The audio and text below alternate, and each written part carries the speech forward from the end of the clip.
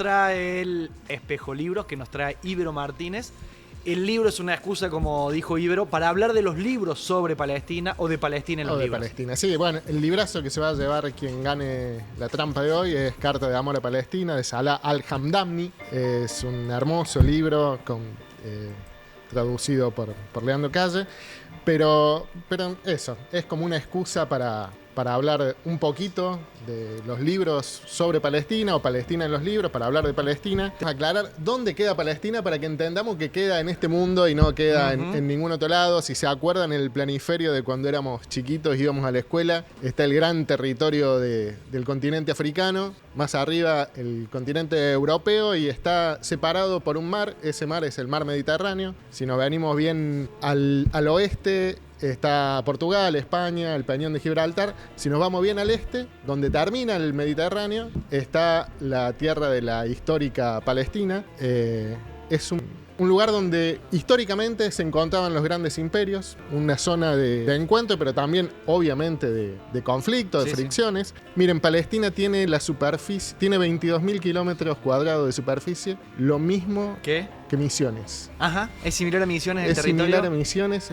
Toda la tierra histórica de la Palestina histórica, un territorio que hoy está controlado política y sobre todo militarmente en gran medida, casi todo su territorio, por el Estado de Israel. La población palestina se encuentra en dos sectores. Uno es la Franja de Gaza, que está sobre el Mediterráneo, casi 2/3 de la ciudad de Córdoba, 300 kilómetros cuadrados solo la Franja de Gaza. 2/3 de la ciudad de Córdoba. La ciudad de Córdoba, en donde hasta antes del 7 de octubre de 2023 había 2.400.000 personas, una de las densidades poblacionales más altas del mundo. Y otra parte del pueblo palestino se encuentra en Cisjordania, o sea, son dos zonas donde se concentra gran cantidad de población palestina.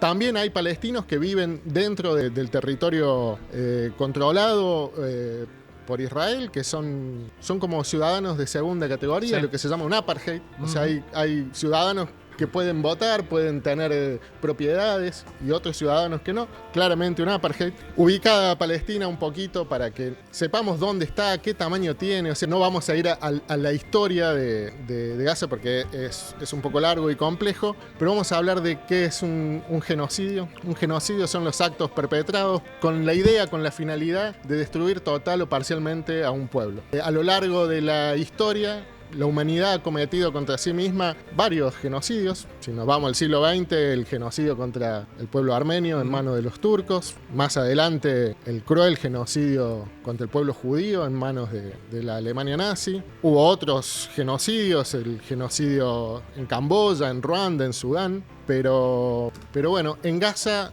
desde el 7 de octubre de 2023 hasta aquí, hay un nuevo genocidio que tiene dos particularidades, dos novedades, si se quiere, si se puede hablar de novedades respecto a un genocidio. Y es que estamos frente a un genocidio que estamos viéndolo toda la humanidad en tiempo real. Es la primera vez en la historia que la humanidad ve cómo se comete un genocidio. No hace falta más que entrar a la compu, entrar al celu, y podés ver imágenes que son atroces, terribles, que, como les decía, la humanidad comete contra sí misma, ¿no? Porque es cuando vemos esas imágenes de asesinatos de niños, de ancianos, la destrucción de escuelas, de hospitales, de universidades, de registros civiles.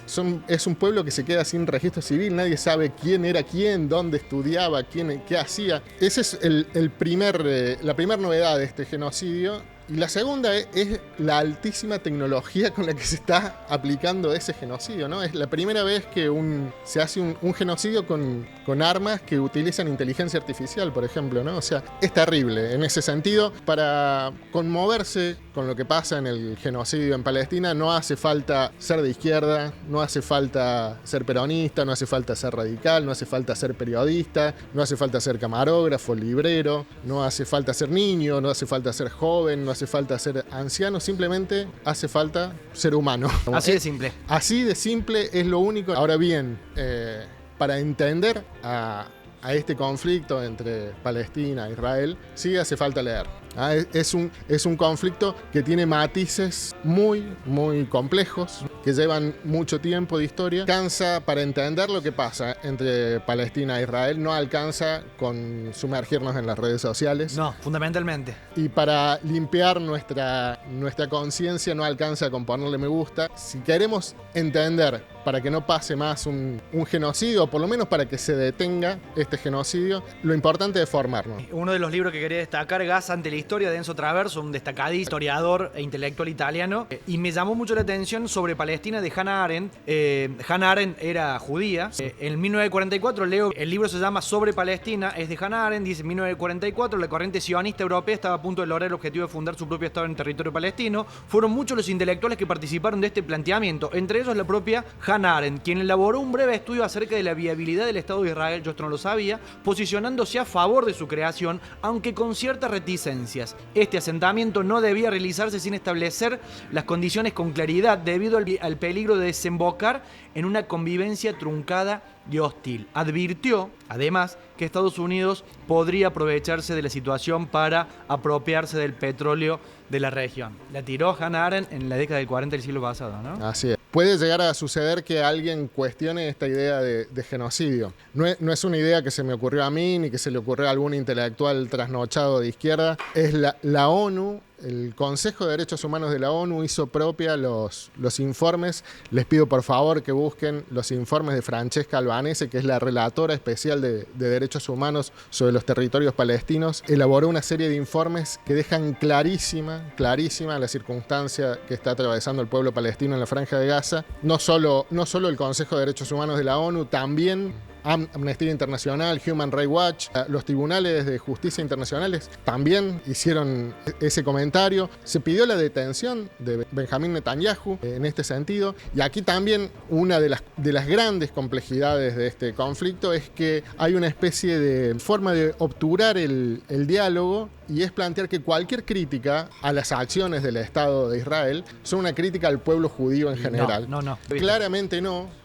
Es como haber criticado a Videla y creer que eso era criticar a todo el pueblo argentino. El asesino era Videla y era la dictadura. O criticar a Maduro y pretender que todos los venezolanos son lo mismo, o a Donald Trump que todos los norteamericanos son lo mismo. Uno puede criticar, no solo uno, sino organismos internacionales validados para eso, critican las acciones del Estado de Israel, y eso no implica ningún tipo de antisemitismo, sino una crítica sobre las acciones de ese Estado, acciones genocidas contra un pueblo en donde no estamos frente a una guerra, sino bien a un conflicto que es un conflicto con claro tinte colonial, ¿no? O sea, se está pretendiendo desplazar o destruir a esa población para quedarse con ese territorio. Sí, está clarísimo. Entre los tantos libros que trajo Ibero, Israel, Palestina, una pasión argentina, estudios sobre la recepción del conflicto árabe-israelí en Argentina, editado por Prometeo, librazo también, súper interesante. Por ejemplo, mi acercamiento al conflicto palestino, hay un libro, una serie de crónicas que se llaman La Revolución Palestina, y son nada más y nada menos que Rodolfo Walsh. Rodolfo Walsh tiene una serie de crónicas sobre su visita a Beirut, a Gaza, entre el 73 y 74, que publica en Noticias, que son unas crónicas maravillosas, con la claridad de siempre de Walsh, que